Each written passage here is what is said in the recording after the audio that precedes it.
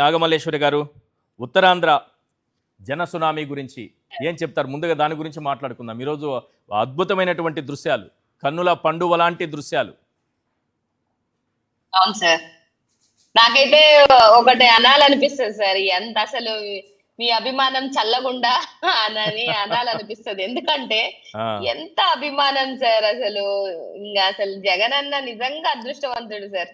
ఆ, అసలు వాళ్ళ ప్రేమ అది స్వచ్ఛమైనటువంటి ప్రేమ సార్. దాన్ని వెలకట్టలే.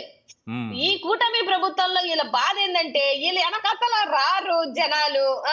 ఒక్కరు రారు. ఆయన వెనకతల జనాలు ఏంది పోటెత్తి వచ్చేస్తున్నారు. అసలు ఉత్తరాంధ్ర అంతా ఒక పోటెత్తినటువంటి సముద్రం లాగే నాకు నీలి సముద్రం ఎట్లా అనిపించిందో అలా అని కనిపించింది. మరి చంద్రబాబు నాయుడు గారు, కూడా లోకేష్ అదే. గారు వస్తారా ఆ స్థాయిలో? సార్ నిన్న మొన్న చూసాను సార్ నేను. ఆ. వెనకాతల 10 మంది కూడా లేరు సార్. ఆ వీడియో చేసే వాళ్ళు కూడా ఆ. ఏంది వెనకాతల జనాలు లేరు అని చెప్పేసి మాట్లాడుతున్నారు సార్. నేను ఏమంటున్నానంటే మీకు రారు. ఆయన జనాల మనిషి. ఆయన ఒక జనం నుంచి వచ్చినటువంటి నాయకుడు. ఆయన వెనకాతల జనాలు ఉంటారు. ఉండటానికి ఆంక్షలు పెట్టాల్సినటువంటి అవసరం ఏముంది సార్? ఎంత దుర్మార్గం అంటే వచ్చిన జనాలు ఎవరెవరు వస్తారో మీ మీద కేసులు పెడతామని బెదిరిస్తారని నాకు తెలియకడుగుతాను. అభిమానానికి మీరు కేసులు పెడతారా?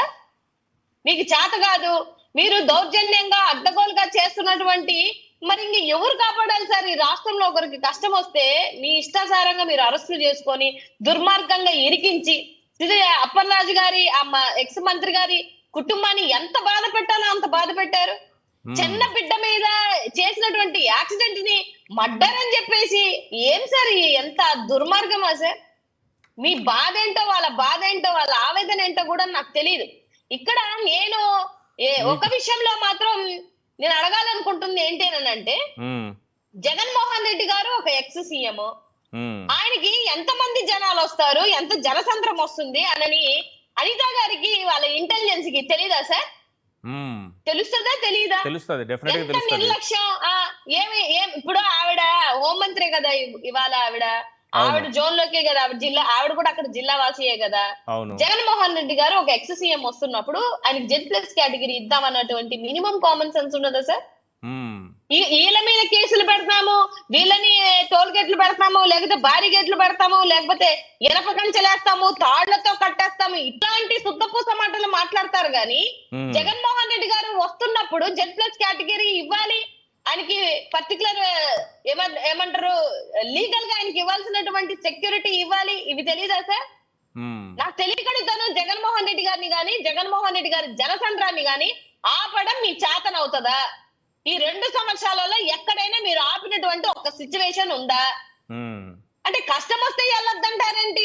మీరు కష్టపడతారు, మీరేమో లాకప్ డెత్తులు చేస్తుంటారు, లేకపోతే చంపేస్తుంటారు, లేకపోతే మడ్డర్లు చేస్తుంటారు, అడ్డగోలుగా కేసులు పెడుతుంటారు, కేకులు కట్ చేస్తారు, 3rd డిగ్రీలు ఇస్తారు. వీళ్ళందరి కోసం ఏ నాయకుడు వెళ్ళకూడదు.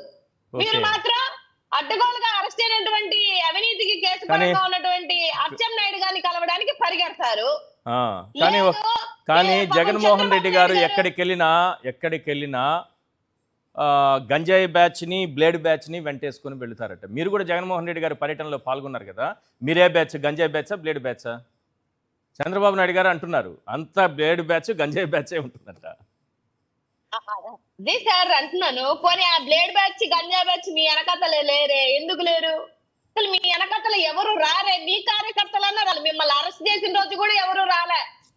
అచ్చెన్నాయుడు గారు వీడియో ఒకటి బయటికి రిలీజ్ అయింది. ఉంటే ఏమన్నా ఉంటే అది వేయాల్సింది. అసలు ఏం లేదు అని ఆయన మాట్లాడినటువంటి మాటలు అందరికీ తెలుసు సార్.